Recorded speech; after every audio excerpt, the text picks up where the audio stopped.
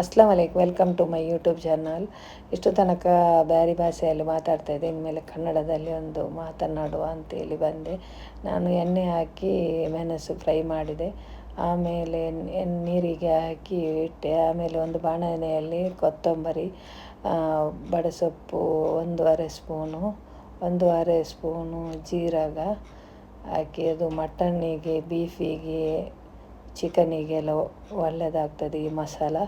ಆಮೇಲೆ ಲವಂಗ ಹಾಕಿದೆ, ಕೆತ್ತೆ ಹಾಕಿದೆ, ಕರಿ ಲೀವ್ಸ್ ಹಾಕಿದೆ, ಏಲಕ್ಕಿ, ಬೆಳ್ಳುಳ್ಳಿ ಸ್ವಲ್ಪ, ಅದಕ್ಕೆ ಬೆಳ್ತಕ್ಕಿ ಇಷ್ಟು ಹಾಕಿ ರುಬ್ಕೋತಾ ಇದ್ದೇನೆ ಮಿಕ್ಸಿಗೆ ಹಾಕಿ. ಆಮೇಲೆ ಅದಕ್ಕೆ ಸ್ವಲ್ಪ ನೀರು ಹಾಕ್ತೆ, ಆಮೇಲೆ ಆ ಮಸಾಲ ಹಾಕ್ತೇನೆ. ಎಲ್ಲ ಹಾಕಿ ರೆಡಿ ಆಯಿತು. ಈಗ ನನ್ನ ಮಸಾಲ ರೆಡಿ. ಈಗ ಒಂದು ಕಂಟೈನರಿಗೆ ಹಾಕಿ ಫ್ರಿಜ್ಜಲ್ಲಿ ಇಟ್ಟುಬಿಡ್ತೇನೆ. ನಿಮಗೆ ಇಷ್ಟ ಆದರೆ ಲೈಕ್ ಮಾಡಿ, ಸಬ್ಸ್ಕ್ರೈಬ್ ಮಾಡಿ. ನಂದು ರೆಡಿ ಆಯಿತು.